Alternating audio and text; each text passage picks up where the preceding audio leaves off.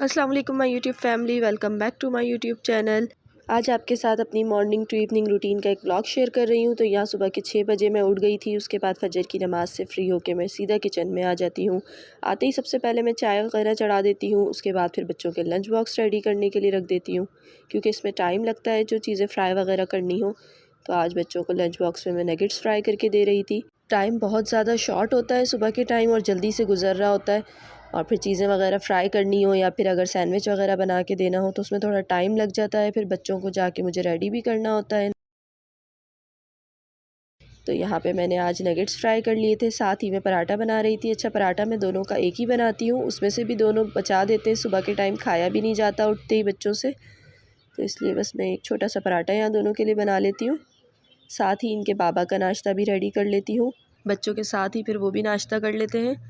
तो यहाँ पे मैं पहले बच्चों का पराठा बना रही थी, उसके बाद फिर मैं इनके बाबा के लिए नाश्ता रेडी कर लूँगी। मुस्तफ़ा को मैं आते वक्त उठा कर आती हूँ, तो फिर मैं नीचे आ जाती हूँ। फिर मुस्तफ़ा उठ के नमाज़ वगैरह पढ़ते हैं, लेकिन इशाल अभी थोड़ा तंग करती हैं मुझे जाके ख़ुद ही उठाना होता है। फिर उनका मूड नहीं होता, कभी तो उन्हें ब्रश वगैरह भी करवाना, मुँह भी धुलाना, सब कुछ मुझे ख़ुद ही करवाना पड़ता है अभी। छोटे बॉक्सेस में मैंने नगेट्स रख दिए थे दोनों के लिए। मुस्तफ़ा के लिए केचप रख दिया था साथ में। उसके बाद फिर बिस्किट वगैरह साथ में दे दूँगी। तो ये हो गए थे इन लोगों के लंच बॉक्स रेडी। साथ ही बस चाय वगैरह निकाल ली थी मैंने। मैं सुबह के टाइम जस्ट चाय ही पीती हूँ, क्योंकि सुबह सुबह नाश्ता नहीं किया जाता मुझसे। फिर जब बच्चे स्कूल से आते हैं तो फिर मैं उनके साथ कर लेती हूँ, तो इसलिए मैं सुबह चाय पी लेती हूँ। कभी कभार दिल चाहे तो बिस्किट साथ में ले लेती हूँ। बच्चों की वाटर बॉटल्स वगैरह सब चीज़ें मैं एक साथ ही रेडी करके ऊपर लेकर जाती हूँ फिर, ताकि बार बार मुझे आना जाना ना पड़े। हस्बैंड के लिए भी नाश्ता रेडी किया मैंने। रात में थोड़ी खीर बनाई थी तो साथ में वो भी दे दी थी उन्हें। अंडा वगैरह बना के दे दिया था। नाश्ते से फ्री होने के बाद बच्चे रेडी हो जाते हैं। इशाल को मैं करती हूँ, मुस्तफ़ा तो माशाल्लाह खुद ही रेडी हो जाते हैं। तो यहाँ पे दोनों ऑलमोस्ट रेडी हो चुके थे, बस निकल रहे थे। दोनों को सी ऑफ कर दिया था मैंने, बस ऑटो आ जाता है तो फिर वो लोग चले जाते हैं। उसके बाद फिर मैं भी किचन में चली गई थी, क्योंकि बच्चों के जाने के बाद मैं जो भी होता है मतलब बर्तन वगैरह पड़े हुए वो सब धो लेती हूँ, क्योंकि किचन सुबह ही क्लीन हो जाए तो ज़्यादा बेहतर है। बर्तन पड़े रहने से फिर जो है बरकत भी उठ जाती है। तो इसलिए मैं ये सारे बर्तन जो भी जमा होते हैं धो लेती हूँ।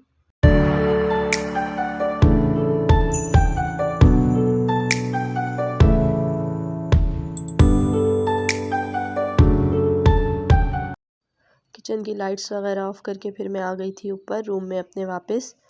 बच्चों के जाने के बाद मुझे 4 घंटे इजीली मिल जाते हैं, तो मैं थोड़ा सा रेस्ट कर लेती हूँ। अगर नींद आए तो थोड़ी देर सो भी जाती हूँ। अक्सर अपनी वीडियोस की एडिटिंग और ये जो वॉइस ओवर वगैरह का काम है ये भी मैं सुबह ही करती हूँ बच्चों के जाने के बाद स्कूल, क्योंकि फिर दिन भर में मुझे बिल्कुल टाइम नहीं मिलता इन सब के लिए। तो ये मेरा काम का टाइम होता है। नेक्स्ट फिर मैं इशाल के स्कूल से आने से पहले किचन में अगेन वापस आई, और फिर यहाँ आके मैं आटा गूँध रही थी। इशाल तकरीबन आने वाली है, 12:15 के करीब आती हैं वो। और फिर आके मैंने ये आटा वगैरह गूँधा। आटा मेरी कोशिश होती है मैं इतना गूँध लूँ कि वो रात तक इजीली चल जाए, रात में दोबारा ना गूँधना पड़े। लेकिन अगर सालन वगैरह कुछ ऐसा हो जिसके साथ चावल वगैरह बनाने हो तो फिर तो चल जाता है, लेकिन अगर रोटियां ज़्यादा बनती हैं तो फिर मुझे दोबारा गूँधना पड़ता है आटा शाम में। तो बस फिर ये मैंने आज थोड़ा ज़्यादा आटा गूँधा था, ताकि ये रात तक चल जाए, मुझे दोबारा ना गूँधना पड़े, थोड़ा सा टाइम सेव हो जाए। अच्छा, आटा गूँधने का इजी मेथड आपको बताऊँ, मैंने इस तरह से गूँध के इसमें इस तरह थोड़ा होल कर देती हूँ फिंगर की मदद से, और फिर इसमें थोड़ा सा पानी डाल के इसे कवर करके रख देती हूँ। इससे बहुत ज़्यादा मेहनत नहीं लगती है, बहुत ज़्यादा हार्ड नहीं रहता आटा। 5 मिनट के बाद फिर इसे मैं हटा के इसे थोड़ा सा गूँध लेती हूँ। तो ये बहुत ईज़िली आराम से गूँध जाता है। बहुत ज़्यादा आपने इसमें जो है ना मुट्ठियाँ नहीं लगानी पड़ती। तो ये देखिए इतना सॉफ्ट हो चुका था आटा, पानी इसके अंदर एब्ज़ॉर्ब हो गया था। तो इस तरह बहुत इजीली बहुत सारा आटा आराम से आप गूँध सकते हैं।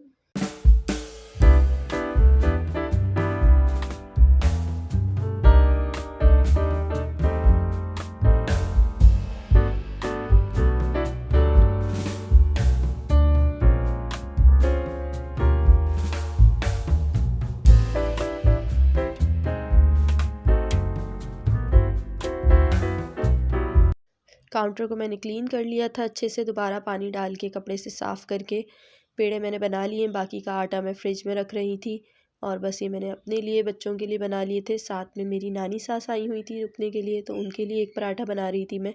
हस्बैंड का फिर जब मैं सो के उठते हैं उसी टाइम उनसे पूछ के देती हूँ। कभी वो बिस्किट खा लेते हैं, कभी चाय से, कभी केक रस वगैरह, तो इसलिए उनसे पूछ के देना पड़ता है उन्हें। तो यहाँ मैंने अपना बच्चों का नाश्ता जल्दी से रेडी किया। अपने लिए मेरा दिल चाह रहा था तो मैं आज कड़क पराठा बना रही थी। अक्सर मेरा कभी सालन वगैरह खाने का दिल नहीं चाहता नाश्ते में, तो फिर मैं अपने लिए क्रिस्पी सा पराठा बना लेती हूँ।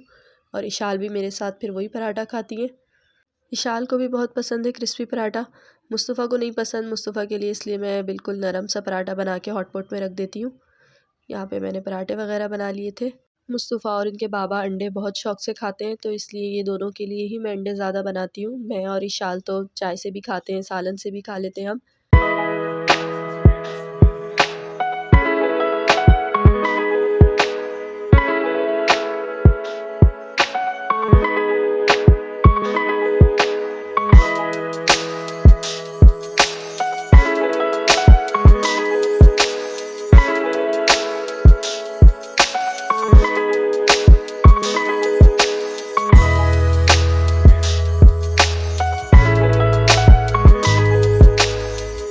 छोटे मोटे काम होते हैं बच्चों के यूनिफॉर्म वगैरह जगह पर रखना। उसके बाद फिर सफाई वगैरह स्टार्ट करती हूँ, नीचे चली जाती हूँ। बच्चों को यहाँ पे मैं रेस्ट करने लिटा देती हूँ। मुस्तफ़ा तो नहीं सोते हैं, बस थोड़ी देर लेट जाएंगे, आराम कर लेंगे। इशाल सो जाती है थोड़ी देर के लिए। फिर दोपहर में सिपारे का टाइम हो जाता है, क़ारी साहब आ जाते हैं पढ़ाने बच्चों को।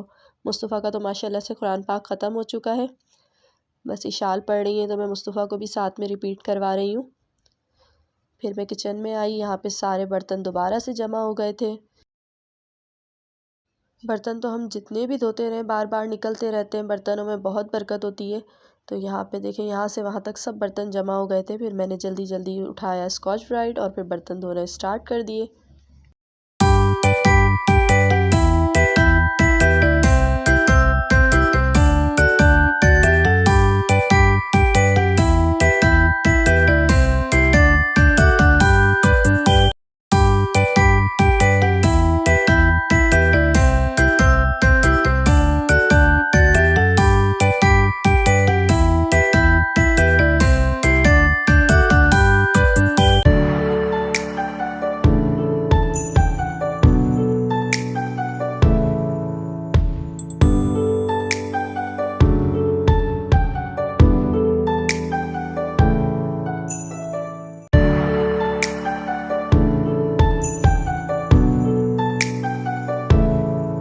चूल्हे की भी डेली सफाई करना पड़ती है क्योंकि सबसे ज़्यादा यही यूज़ होता है, तो इसलिए काफ़ी गंदगी हो जाती है। और जितनी दफ़ा साफ़ करो कुछ ना कुछ इस पे गिरता है, ज़रूर गंदा होता है चूल्हा।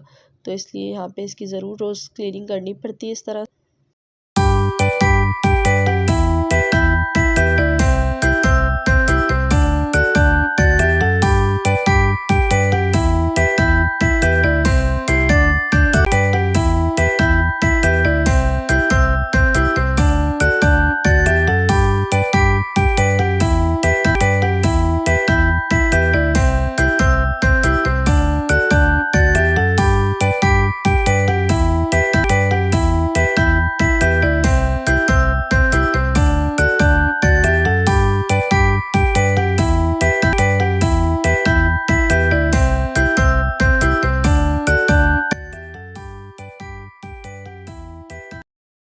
यहाँ पे कूलर वगैरह भी मैंने धो के भर दिया था। क्लीनिंग हो चुकी है आराम से किचन की।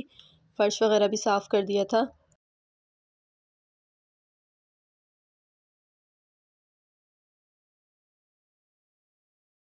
किचन की क्लीनिंग का काम कंप्लीट हो गया था। उसके बाद मैं गई रूम की सफाई करने के लिए। रूम में झाड़ू वगैरह लगा के मैंने चादर बिछा दी थी क्योंकि क़ारी साहब जब आएंगे बच्चों को यहीं बैठ के सिपारा पढ़ाते हैं वो।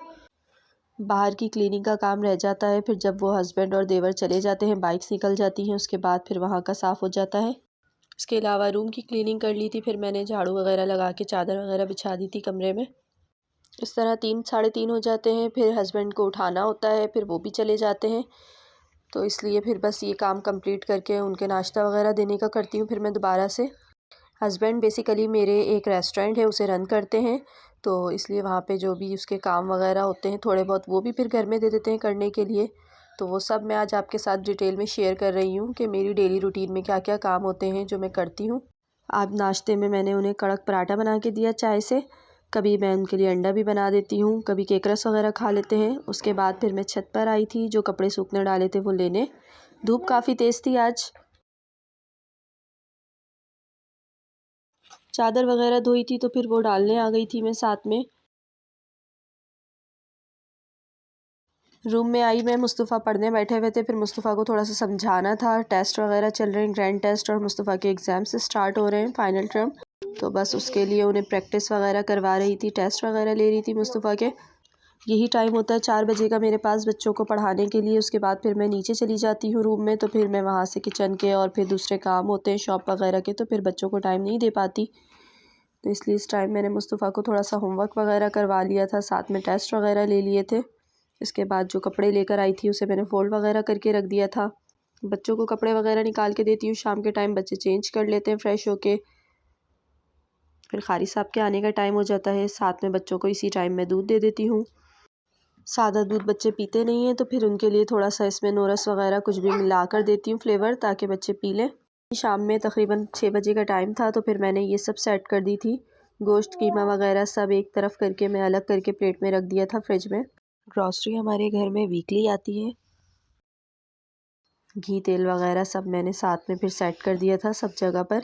उसके बाद फिर मैं अपना काम करने बैठी थी।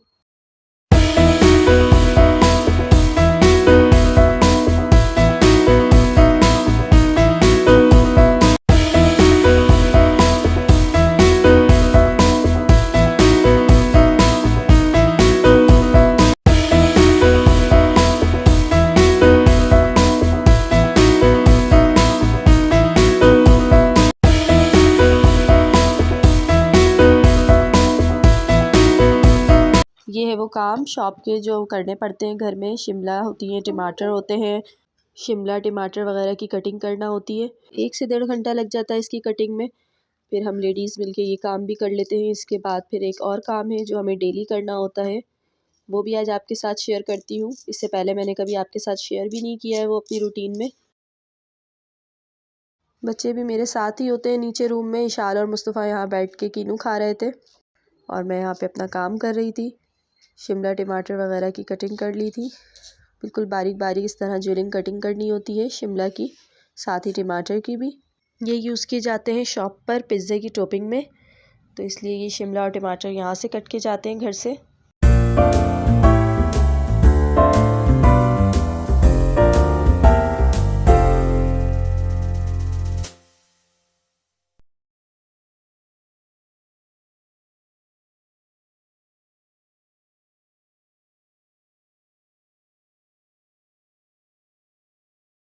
इसके अलावा डेली रूटीन में सबसे इम्पॉर्टेंट और मस्ट जो है वो है ये मोमोज़ बनाना।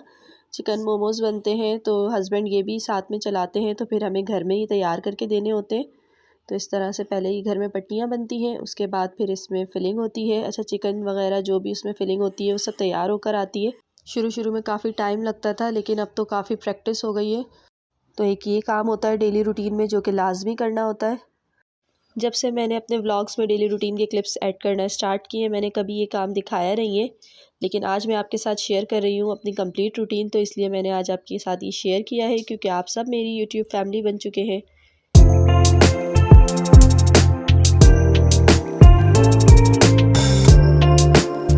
खाने में आज मैंने बनाई थी माश की दाल।